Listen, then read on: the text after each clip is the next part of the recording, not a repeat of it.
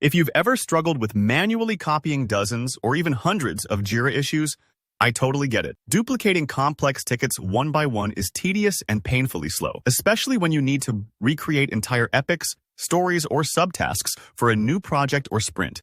Well, today I'm going to show you the smartest, most efficient way to bulk clone Jira issues in 2024. By the end of this tutorial, you'll be able to quickly duplicate batches of issues, complete with their links, attachments, and hierarchy, saving yourself hours of grunt work and avoiding mistakes. Let's jump right in. The key to doing this efficiently is using a dedicated Jira Marketplace app designed specifically for bulk cloning. Think tools like Deep Clone for Jira, Easy Clone, or Elements Copy and Sync.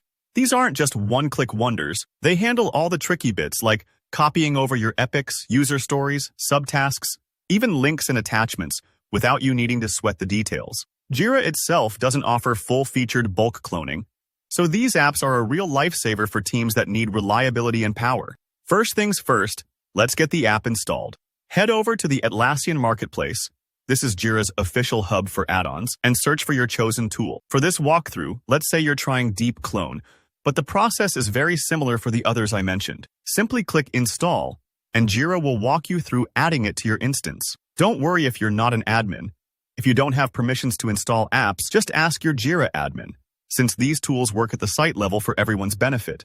Now that the app is set up, we'll locate the issues you want to clone.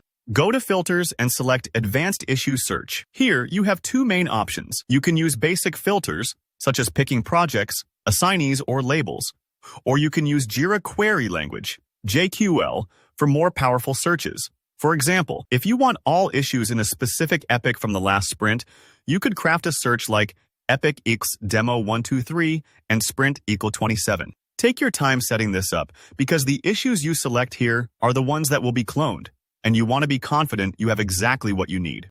With your filtered list ready, it's time to select the specific tickets for cloning. Just tick the checkboxes next to each issue in the search results. You can select a handful or use Select All for larger bulk operations. If your project is complex, double-check your selection. It's always better to catch any extras or missing issues now, rather than after cloning. Next, look for the new menu item added by the app. This is usually tucked under Apps or a More Actions button at the top. Choose the Bulk Clone or equivalent option. When you click it, the app launches a cloning wizard that guides you through the rest.